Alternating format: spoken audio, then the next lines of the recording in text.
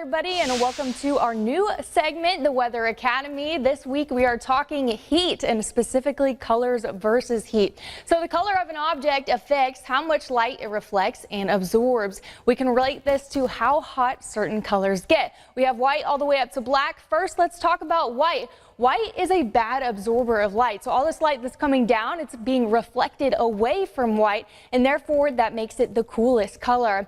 Now yellow up to blue, the lighter the color, the less light that is absorbed. The darker the color, the more light that is absorbed. So therefore coolest to warmest. When we talk about black, black absorbs the most light, and therefore it's taking in all of that light energy, radiating that off as heat. Now this is why we tell you wear light colored clothing versus dark colored clothing to protect you from the heat.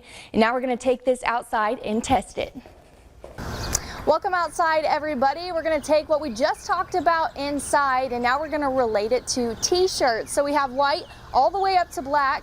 White should be the coolest and black should be the hottest. So starting out with white, we're going to read the temperature off this shirt. And this shirt is at 82 degrees. Onto yellow. This one is at 94 degrees.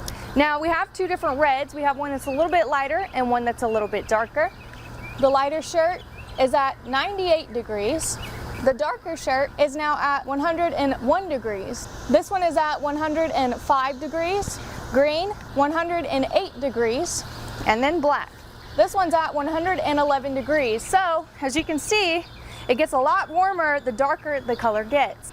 All right, so in the end, our hypothesis was correct. What we talked about inside did happen outside. White was the coolest, black was the hottest. There are different factors that can play a role in how the temperature gun reads the temperature, and some of that has to do with the cloud cover, but also the breeze out here. So if you're planning to do this one at home, take into account if it's cloudy outside or if it's breezy, because again, that could alter it in some way.